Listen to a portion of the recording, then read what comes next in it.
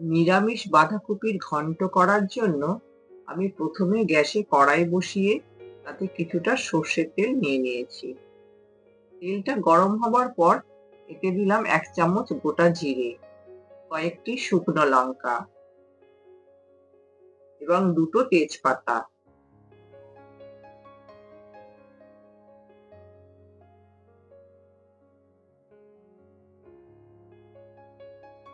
এখন মশলাটা খানিকক্ষণ নাড়াচাড়া করার পরে যখন সুন্দর গন্ধ বেরোবে এর থেকে, তখন ছোট ছোট টুকরো করে কেটে রাখা আলু ভালো করে ধুয়ে নিয়ে তুলে দিলাম।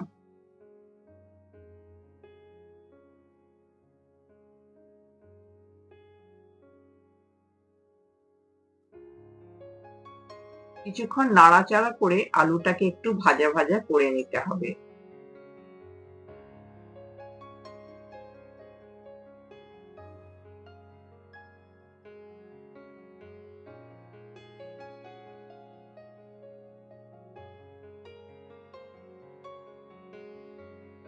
আলুটা কিছুক্ষণ ভাজা ভাজা করে নেওয়ার পরে এর মধ্যে কুচিয়ে রাখা বাঁধাকপিটা আমি তুলে দিলাম।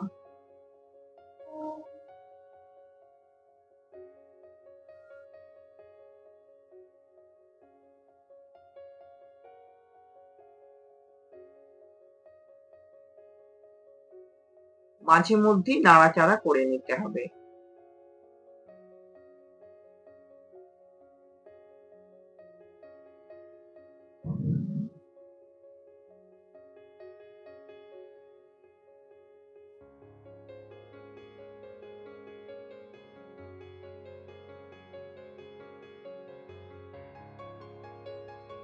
নাড়াচাড়া করতে করতে বাঁধাকপিটা কিছুটা মজে এসেছে। এখন এর মধ্যে দিয়ে দিলাম কিছুটা আদা বাটা, 1 চামচ হলুদ গুঁড়ো,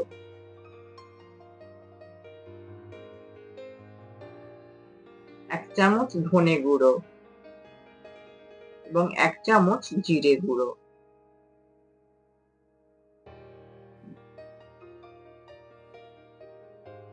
দিয়ে দিলাম স্বাদ মতো নুন।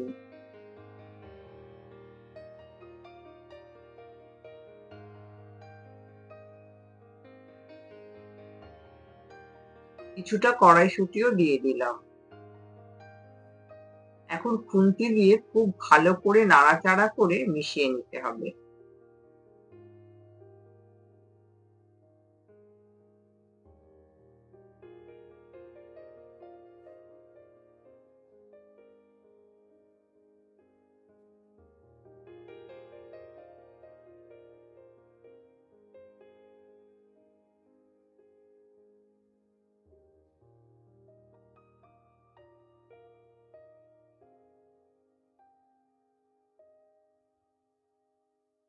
মাঝে মধ্যেই নাড়াচাড়া করে ভালো করে মিশিয়ে নিতে হবে।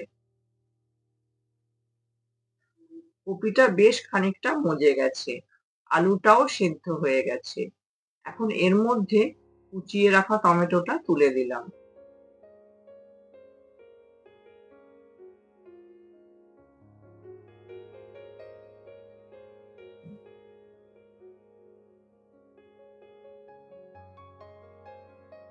আমি রান্নায় বেশি তেল মশলা একদমই পছন্দ করি না।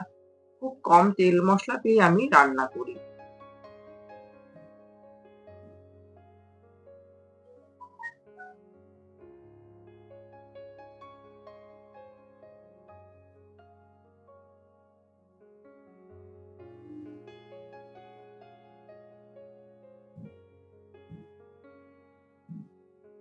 বাঁধাকপিতে আমি একটুও জল দিইনি রান্নার সময়। কিন্তু কপিটা এতটাই টাটকা ছিল যে রান্না করতে করতেই বেশ কিছুটা জল বেরিয়েছে।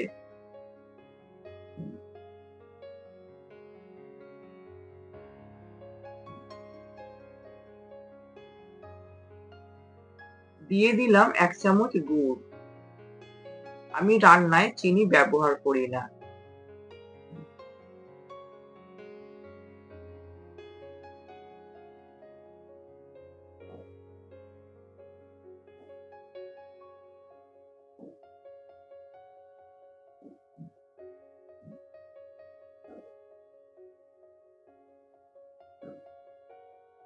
ভালো করে নাড়াচাড়া করে মিশিয়ে দিতে হবে।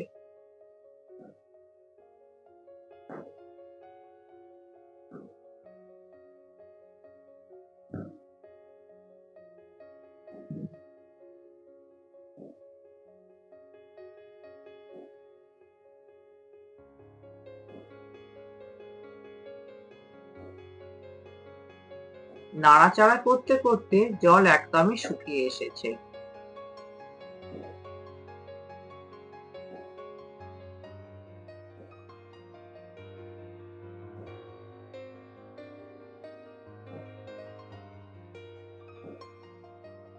বাঁধাকপিটা আমার প্রায় হয়ে এসেছে।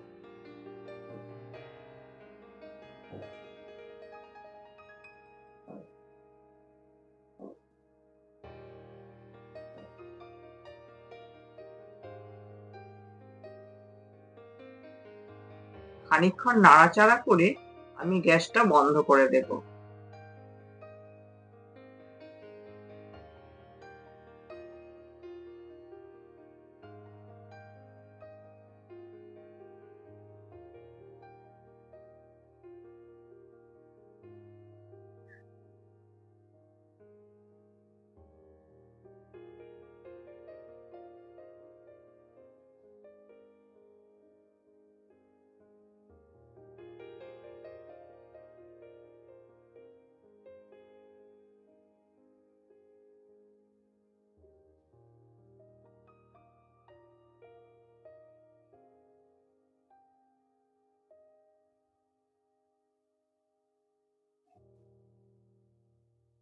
এখন এতে দিয়ে দিলাম ১ চামচ শাহী গরম মসলা। এই শাহী গরম মসলা আমার ঘরে বানানো।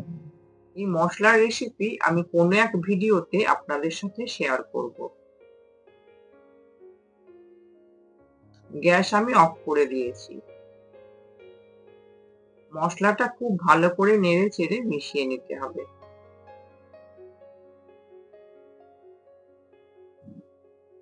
দিয়ে দিলাম ১ চামচ ঘি।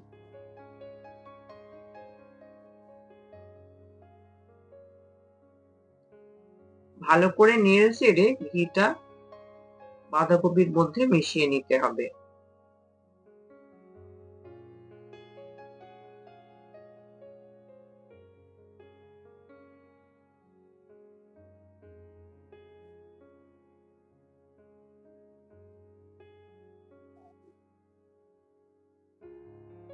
বাঁধাকপিটা সম্পূর্ণ তৈরি হয়ে গেছে। আমি একে একটি বড় বাটিতে তুলে নিলাম।